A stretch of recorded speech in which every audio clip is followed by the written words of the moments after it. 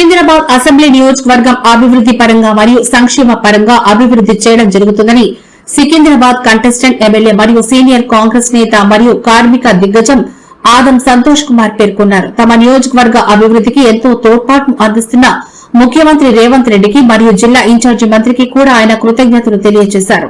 వాస్తవానికి పదవులు ఉన్నప్పటికీ లేదా లేనప్పటికీ ప్రజల మధ్యనే ఉంటూ సమస్యల పరిష్కారానికి కృషి చేయడం అనేది తన అభిమతమని ఆయన ప్రకటించారు. అదేవిధంగా జూబ్లీహిల్స్ ఉప ఎన్నికల్లో కాంగ్రెస్ పార్టీ తరపున పోటీ చేస్తున్న నవీన్ కుమార్ యాదవ్ భారీ మెజార్టీతో గెలవబోతున్నారంటూ కూడా ఆయన వ్యాఖ్యానించారు. ఉప ఎన్నిక జరుగుతున్న నియోజకవర్గాన్ని కూడా రేవంత్ రెడ్డి గారు ఎంతగానో అభివృద్ది చేసేందుకు కృతనిశ్చయులు అయ్యున్నారని అన్నారు. సికింద్రాబాద్ లో ఎమ్మెల్యేగా ఎన్నికైన పద్మారావు గౌడ్ పదవిలో ఉండి చేసిందేమీ లేదని విమర్శించారు. 10 సంవత్సరాలు పరిపాలన చేసిన సందర్భంలో అభివృద్ది చేయలేకపోయినా భారత రాష్ట సమితి పార్టీని ప్రజలు బహిష్కరించాలని కూడా ఆయన పిలుపునిచ్చారు. నియోజకవర్గంలో తాము చేస్తున్న ప్రచారానికి బ్రహ్మాండమైన స్పందన లభిస్తోందని, బీసీల బిల్లులకు సంబంధించి కూడా ముఖ్యమంత్రి రేవంత్ రెడ్డి గారు అన్ని విధాలుగా కృషి చేశారని ఆయన స్పష్టం చేశారు. కాంగ్రెస్ పార్టీని జూబ్లీహిల్స్ లో గెలిపించి అభివృద్దికి బాటలేయాలని ఓటర్లకు బహిరంగంగా ఆయన విజ్ఞప్తి చేశారు. మనం తెలంగాణ రాష్ట్రంలోని సికింద్రాబాద్ అసెంబ్లీ నియోజకవర్గం పరిధిలో ఉన్నాము. ఇటీవల జరిగిన సాధారణ ఎన్నికల నేపథ్యంలో తెలంగాణ రాష్ట్రంలో అనేక రాజకీయ మార్పులు కూడా సంభవించాయి. అంతేకాకుండా ప్రభుత్వం అమలు చేస్తున్న 6 గ్యారంటీలు కావచ్చు, అదేవిధంగా పొలిటికల్ సంబంధించి కూడా అనేక చేంజెస్ను మనం గమనిస్తున్నాము. ప్రత్యేకించి ఈ పరిణామాల నేపథ్యంలోనే జూబ్లీహిల్స్ అసెంబ్లీ నియోజకవర్గ ఉప ఎన్నిక కూడా జరుగుతుంది. దీంతో అధికార పక్షం ప్రతిపక్షాల మధ్య రాజకీయ వాతావరణం వేడెక్కింది. ఈ క్రమంలోనే ఇక్కడ మనం సికింద్రాబాద్ అసెంబ్లీ నియోజకవర్గం కాంగ్రెస్ పార్టీ ఇన్ఛార్జ్ మరియు సీనియర్ కాంగ్రెస్ నేత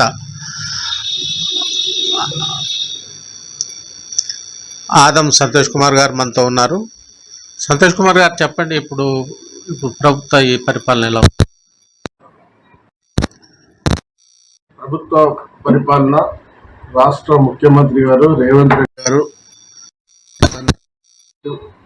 మరి రాష్ట్ర ప్రజలకు మరి ఎలక్షన్ ముందు అవన్నీ కూడా ఒక్కొక్కటిగా అన్ని అమలు చేసుకుంటా ఈ ఒక్క తెలంగాణ రాష్ట్రంలో మరి ప్రజలు ఏవైతే ఇబ్బందులు పడుతున్నారో, ఏవైతే ముఖ్య ముందు అమలు చేశారు,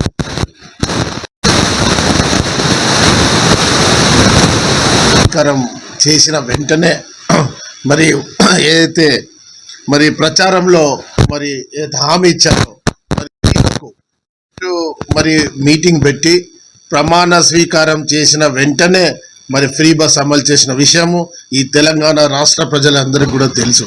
అదేవిధంగా మరియు 200 యూనిట్ల వరకు మరి ఉచిత కరెంటు కూడా హామీ ఇచ్చాడు, అది కూడా అమలు చేశారు. మరి హామీ ఇయ్యనటువంటి కూడా విషయాలలో కూడా చాలా చేశారు. ఉద్యోగాలు ఇచ్చిన విషయం కూడా ఈ తెలంగాణ రాష్ట్ర ప్రజలకు తెలుసు. అదే కాకుండా మరియు ఈ నడుమిద్దలే మరియు రేషన్ కార్డు 10 ఏళ్ల పాటు మరి పేద ప్రజలు ఈ యొక్క తెలంగాణ రాష్ట్రంలో ఇబ్బందులు పడుతున్నారు రేషన్ కార్డులు లేకన్న విషయము ప్రతి ఒక్కరికి తెలుసు. కావున ఈ 10 ఏళ్ళు మరి ప్రభుత్వం ఆ 10 ఏళ్ళు గత 10 ఏళ్ల పాటుగా మరి తీసుకున్నటువంటి డిసిషన్ మరి ముఖ్యమంత్రి గారు తన క్యాబినెట్ తీసుకొని మరి పేద ప్రజలు మరి మనం తింటున్నటువంటి బియ్యము వాళ్ళు కూడా తినాలని మరి ఉద్దేశాన కాంగ్రెస్ ప్రభుత్వం తీసుకున్న ఏదైతే దొడ్డు బియ్యం తింటారో అది కాకుండా ఈరోజు మరి సన్నబియ్యం ఇస్తున్నారు. మరి అది కాకుండా 3 నెలల పాటు రేషన్ ఒకటేసారి ఇచ్చిన ఘనత శ్రీ కాంగ్రెస్ ప్రభుత్వం అని నేను తెలియజేస్తున్నాను. మరి ఇంకా విషయాలు చాలా ఉన్నాయి. మరి మీ అందరూ ప్రభుత్వము మరి లేకుండా మరి కరప్షన్ చేస్తూ మరి ఈరోజు రాష్ట్ర ప్రభుత్వంలో ఖజానా లేదు అయినప్పటికీ కూడా మరి ముఖ్యమంత్రి గారు క్యాబినెట్ అందరూ కూడా ఒక్కొక్కటి అప్పులు తీర్చుకుంటా మరి ప్రజలకు చెయ్యాలని ఒక పట్టుదలతోని ముఖ్యమంత్రి గారు కాంగ్రెస్ ప్రభుత్వం చేస్తుందని తెలియజేస్తున్నాను. స్కీమ్స్ కూడా ఇప్పుడు ప్రతిపక్షాలు నిందిస్తున్నది ఏంటంటే 6 గ్యారెంటీలంతా ఫార్స్, ఇది అమలు కావట్లేదు అంటారు. అంటే ఆరోగ్య గ్యారెంటీలు అమలు కాదంటే మరి స్త్రీలు మరి బస్సులలో ఫ్రీగా తిరిగేది వాళ్ళకు ప్రతిపక్షాలకు కనిపిస్తలేదా? మీ కంటికి కనిపిస్తలేదా? మరి మరి 200 ఉచిత కరెంటు ఇచ్చిండు, మీ కంటికి కనిపిస్తలేదా? మరి అదే విధంగా మరి ఈ యొక్క రాష్ట్రంలో మరి ఉద్యోగాలు మరి ఇచ్చిండు మన ప్రభుత్వం, మీరు మాట ఇచ్చి ఇవ్వలేదు, మరి అది కనిపిస్తలేదా? ఇవన్నీ చేస్తూనే ఉన్నారు కదా ప్రభుత్వం. మీరు ఏం చేసిరని మీరు మీకు మీకు అధికారం, మీరు మాట్లాడే అర్హత లేదు మీకు. కాంగ్రెస్ ప్రభుత్వం ఎప్పుడు కానీ పేదల వైపు ఉంటుందని తెలియజేస్తున్నాను. ఆర్థిక సవాళ్ళు ఇప్పుడు ఈ ప్రభుత్వంలో ఉండొచ్చు. దీనికి సంబంధించి రేవంత్ రెడ్డి ప్రభుత్వం ఎట్లా అధిగమించే అవకాశాలు ఈ ఫ్యూచర్లో? ఆర్థిక సమస్యలు ఒక్కొక్కటి తొలగించుకుంటేనే ఈ యొక్క గ్యారంటీలన్నీ కూడా అమలు చేస్తుంది. మరి ఇవన్నీ కూడా ఫ్యూచర్లో మరి ఈ సిటీని కూడా ఎక్స్టెన్షన్ సిటీ చేస్తున్న విషయాన్ని కూడా మరి మీ అందరికీ తెలిసిన విషయమే. మరి ఇవన్నీ కూడా ముఖ్యమంత్రి గారు చేస్తున్నారు కదా. మరి ఓల్డ్ సిటీలో కూడా ఈరోజు మెట్రో రైలు కూడా పనులు షురు అయినట్టున్నాయి ఈ నడిమిత కాలంలో. మరి అలాగే బతుకమ్మ కుంట చెరువు మరి అంబర్పేటలో దాన్ని కూడా ముఖ్యమంత్రి గారు తీర్చిది. ఈ నగరంలో ఏమి కావాలని కూడా మరి ఒక్కొక్కటి కూడా నగరాన్ని కూడా ఎట్లా సుందరంగా తీర్చిదిద్దాలనే ఒక ఆలోచనతోని ఒక ఫ్యూచర్ సిటీని మరి ఆలోచన చేస్తున్న గొప్ప ఒక ప్రభుత్వం ఈ కాంగ్రెస్ ప్రభుత్వం అని తెలియజేస్తున్నాను. అంటే ఇప్పుడు ముఖ్యంగా ఈ త్రిబుల్ ఆర్ అనేది ఒకటి వస్తుంది. దీన్ని మీరు ఎట్లా విశ్లేషిస్తారు? రీజనల్ రింగ్ రోడ్డు అదే త్రిబుల్ ఆర్ అంటే ముఖ్యమంత్రి గారు మరి ఈరోజు మీకంతా తెలుసు, ఈరోజు నగరంలో కానీ ఈసారి వానలు ఎక్కువ వచ్చి మరియు అన్ని పాత ఓల్డ్ డ్రైనేజ్ సిస్టమే కానివ్వండి, మరి ప్రతి ఇళ్లలో కూడా మరి ఇక్కడ వరకు సగం మునిగిపోయేటట్టు ఉన్నాయి. ఇవన్నీ కూడా మరి హైడ్రా అనే పేరుతో మరి ముఖ్యమంత్రి గారు మరి ఈ హైడ్రా మూసీ నదిని తీర్చిదిద్దాలి అనే ఒక ఆలోచనతోని, సుందరంగా తీర్చిదిద్దాలి ఆలోచనతోని మరి ఒక కమిటీ వేసి మరి ఫారిన్ కంట్రీస్ ఎలాగ ఉంటాయో అని మరి ప్రభుత్వ బృందం కూడా వెళ్ళింది. ఆ విధంగా ఈ యొక్క మూసీ నదిని మరి తీర్చిదిద్దాలనే ఆలోచనతోనే ఈ యొక్క సిటీ ప్రజలందరూ కూడా మరి బాగుండాలి. మూసీ నదికి కొన్ని ఏళ్ల సాంది అదే ఈ యొక్క రోగాలు వస్తున్నాయి పేద ప్రజలకు, ఇవన్నీ ఉండొద్దు అనే ఆలోచనతోనే ఎక్కడైతే వాళ్ళ మూసీ నది మీద ఉన్నాయో వాళ్లకు వేరే చోటున వాళ్ళకు అలాట్ చేసి మరి పేదలందరినీ కూడా కాపాడుకుంటా అని పనిచేస్తున్నాడని చెప్తున్నాను. అంటే ఈ మూసీ ప్రాజెక్ట్ అనేది చాలా బృహత్తరమైంది మీరు చెప్పినట్టు. ఇది కూడా కమిషన్ల కోసం అని అపోజిషన్ అంటున్నారు. పని చేతగాని వాళ్ళకు పని చెయ్యని వాళ్ళకు పని చేస్తున్న వాళ్ళ మీద నింద వేసడం ఇది కామనే. ఇది ప్రతి ఒక్కరు తెలుసుకోవాలి. వాళ్ళు చెయ్యలేనటువంటి చేతగాని దద్దమ్మలు వాళ్ళు చేయనటువంటిది ఈ యొక్క కాంగ్రెస్ ప్రభుత్వము తీర్చిదిద్దు. ఎన్ని ఆటంకాలు వచ్చినా ఏమైనా కానీ కాంగ్రెస్ ప్రభుత్వం ఇచ్చిన మాట నిలబెట్టుకొని ప్రజల కోసము ఏదైనా చేయడానికి సిద్ధంగా ఉందని తెలియజేస్తున్నాను. ముఖ్యంగా హైడ్రా మూసీ ప్రాజెక్ట్ ఓకే, హైడ్రా విషయంలో కాంగ్రెస్ లోనే భిన్నాభిప్రాయాలు ఉన్నాయని అంటున్నారు. అది ఎంతవరకు? అది ఎవరు చెప్పారు?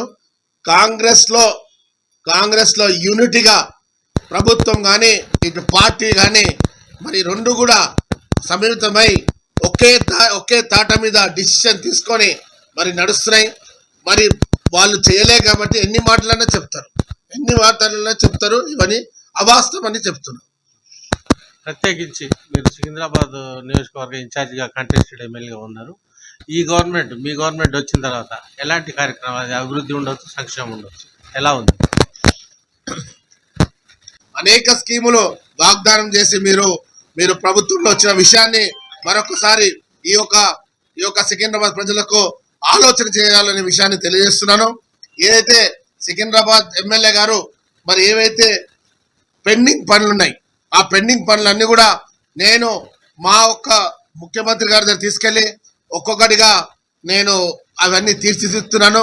మరి రీసెంట్గా సీతాఫల్ మండి డబల్ బెడ్రూమ్లు 10 ఏళ్ల పాటుగా ఒక 30 డబల్ బెడ్రూమ్లు అవి ఎవరికి ఇవ్వకుండా వాళ్ళు భూమి కూడా స్థలం కూడా ఇచ్చారు.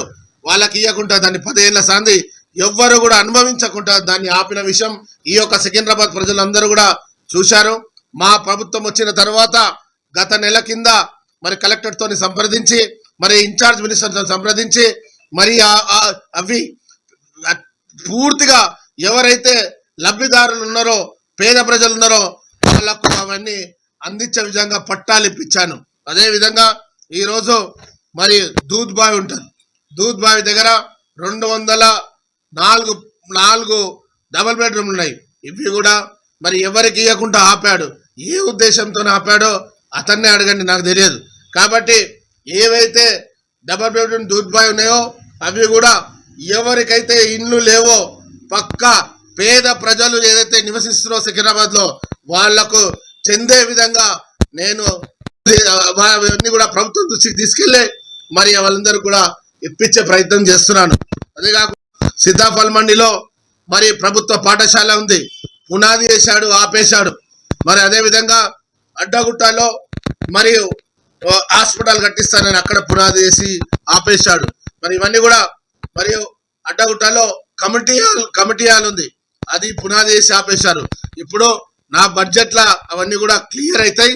డెఫినెట్ గా సికింద్రాబాద్ ప్రజలకు ఏవైతే ప్రభుత్వం నుంచి చెందాలో సికింద్రాబాద్ ప్రజలకు కాంగ్రెస్ ప్రభుత్వంతోని పోరాడైనా కొట్లాడైనా కానీ అవన్నీ పూర్వ ఎమ్మెల్యే ఏవైతే వదిలిపెట్టిండో మరి అవన్నీ కూడా ప్రతి ఒక్కటి కూడా తీర్చిదిద్ది సికింద్రాబాద్ ప్రజలకి నేను కాపాడుకుంటానని తెలియజేస్తున్నాను. మీరు చేస్తున్న కృషికి రాష్ట్ర ప్రభుత్వం తరఫున ముఖ్యమంత్రి గారి సహకారం ఎలా ఉంది? ముఖ్యమంత్రి గారు ఎవరైతే పని చేస్తాడో వాళ్ళని గుర్తిస్తాడు. ఎక్కడైతే నిధులు కావాలనో అక్కడ నిధులు ఇస్తాడు. మాకు ఒక్కొక్కరికి మాకు కూడా ఫస్ట్ 10 crores మాకు ఒక్కొక్క కాన్స్టిట్యున్సీకి ఇచ్చాడు. అందులో కూడా నేను అనేక రోడ్లు కానీ వీధి దీపాలు కానీ మరి ఇటువంటి డ్రైనేజ్ సిస్టమ్ కానీ ఇవన్నీ కూడా నేను వేయించాను. బడ్జెట్ తెచ్చి వేయించాను. ఇంకా అవసరం ఉంది బడ్జెట్. ముఖ్యమంత్రిని త్వరలోనే కలిసి నేను ఒక 17 అంశాలు ఏవైతే సికింద్రాబాద్ ప్రజలు రోజున ఎదుర్కొంటున్నారో ముఖ్య 17 అంశాలు ఉన్నాయి. అవన్నీ కూడా ముఖ్యమంత్రి దృష్టికి తీసుకెళ్లి ఇవి కావాల్సిందిగా నేను కొట్లాడుతాను. మరి అదేవిధంగా మాణికేశ్వర్ నగర్లో మరి వాళ్ళు ఎలక్షన్ కాకముందు నుంచి కూడా పోరాడుతున్నారు. ఎందుకంటే మాణికేశ్వర్ నగర్లో మరి వాళ్ళు హాస్పిటల్ కట్టించాలని మరి ఎన్నో రోజులతో ఎన్నో ఏళ్లతో ఇది పెండింగ్ కేసు ఉంది. ముఖ్యమంత్రి దృష్టిలో కూడా నేను గత ఎంపీ ఎలక్షన్ అప్పుడు కూడా నేను ముఖ్యమంత్రితో అనౌన్స్ చేయించాను.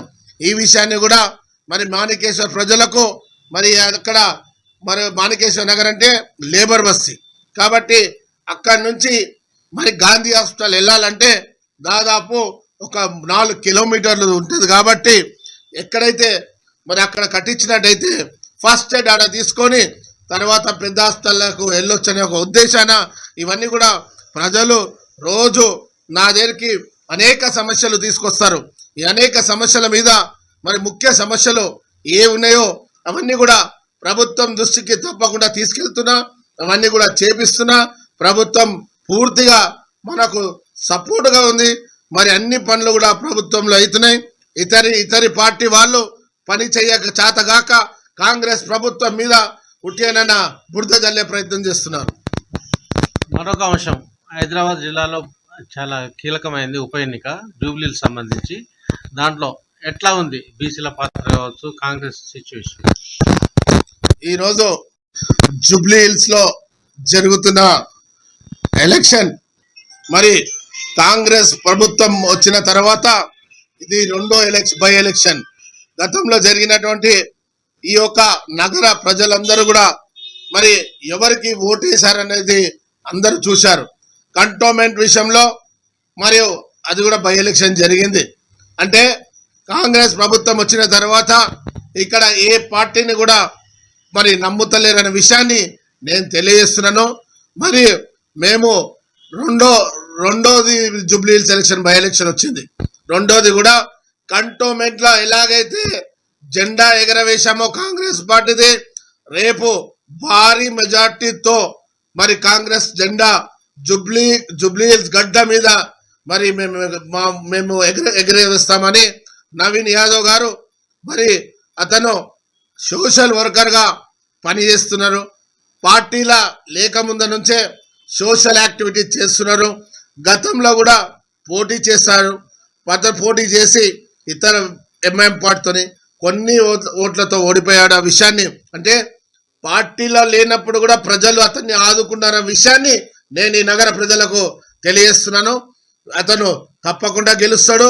కాంగ్రెస్ పార్టీ కానీ మరి ముఖ్యమంత్రి కానీ కేబినెట్ మంత్రులు కానీ పిసిసి అధ్యక్షుల వారు కానీ మరియు అందరూ కూడా మొత్తము కమిటీస్ వేశారు. ఏ డివిజన్ వైజ్గా ఆ డివిజన్ వైజ్ మంత్రులు మరి ఒక రాష్ట్ర మరి చైర్మన్స్ని అందరినీ పొలిటికల్ కానీ అటు పొలిటికల్ మా యొక్క Congress party PCC committee plus మరి రాష్ట్ర కేబినెట్ మంత్రుల మరి ఇటు చైర్మన్లతోని అన్ని కమిటీ వేసి మరి ఈ విధంగా డివిజన్ వైజ్గా ఎవరు ఎక్కడ పనిచేయాలనేది మా యొక్క అధ్యక్షుల వారు మహేష్ కుమార్ గౌడ్ గారు మరి ముఖ్యమంత్రి గారు వేసి మరి ఇవన్నీ కూడా పనులు చురుగ్గా కొనసాగుతున్నాయని తెలియజేస్తున్నాను.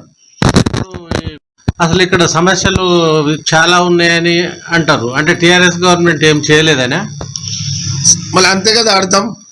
సమస్యలు చాలా ఉంటే గత ప్రభుత్వం చేయలేదు కదా. మేము వచ్చి ఇంకా 2 సంవత్సరాలే అయింది కదా.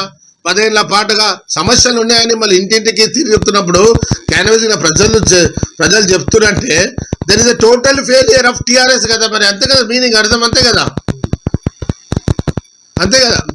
మరి అంతే. అంటే ఈరోజు టీఆర్ఎస్ ప్రభుత్వాన్ని జూబ్లీహిల్స్ ప్రజలు స్వాగతించడానికి ఇష్టం లేదు. క్లియర్ కట్ గా ఇప్పటికీ జూబ్లీహిల్స్ అసెంబ్లీ నియోజకవర్గం మీద 150 కోట్లు ముఖ్యమంత్రి గారు కేటాయించి డెవలప్మెంట్ స్టార్ట్ చేశారు. ఇది ఎలక్షన్స్ కోసమా దేనికోసం? అన్ని ఇప్పుడు ఈ విషయము ఇది కోడ్ ఉంది కాబట్టి ఈ విషయం నేను మాట్లాడను. అంటే ఇప్పుడు బీసీల పాత్ర ఎలా ఉండబోతుంది ఆ కాన్ఫరెన్స్ లో? ఒక 60% వరకు బీసీలు ఉన్నారని చెప్తున్నారు. డెఫినెట్ గా ఏదైతే ముఖ్యమంత్రి గారు మీ అందరికి తెలుసు దేశంలో అతను పోరాడాడు క్యాబినెట్ చేశారు. 42% బీసీలకు ఇవ్వాలని కొన్ని అడ్డంకులు వచ్చాయి, మీకు కూడా తెలుసు. అవన్నీ కూడా అయినప్పటికీ కూడా బీసీలందరూ కూడా బీసీలు కానివ్వండి ఇతర కాస్ట్ అందరూ కూడా నవీన్ యాదవ్కు పూర్తిగా మద్దతు తెలియజేస్తున్నారని నేను తెలియజేస్తున్నాను. చివరగా జూబ్లీహిల్స్ నియోజకవర్గ ప్రజలకు కాంగ్రెస్ పార్టీ తరఫున కావచ్చు, ఒక సీనియర్ లీడర్గా కావచ్చు, ఒక సికింద్రాబాద్ ఇన్ఛార్జి కావచ్చు, మీరు బహిరంగంగా ఏమి చెప్పదలుచుకున్నారు? జూబ్లీహిల్స్ ప్రజలందరికీ కూడా నేను ఒక సికింద్రాబాద్ కంటెస్టెడ్ ఎమ్మెల్యేగా నియోజకవర్గం ఇన్ఛార్జిగా మరియు మీకు కాంగ్రెస్ పార్టీ ఒక మంచి అభ్యర్థిని మీకు ఇచ్చాది కాబట్టి మీరు గతంలో కూడా నవీన్ యాదవ్ గారు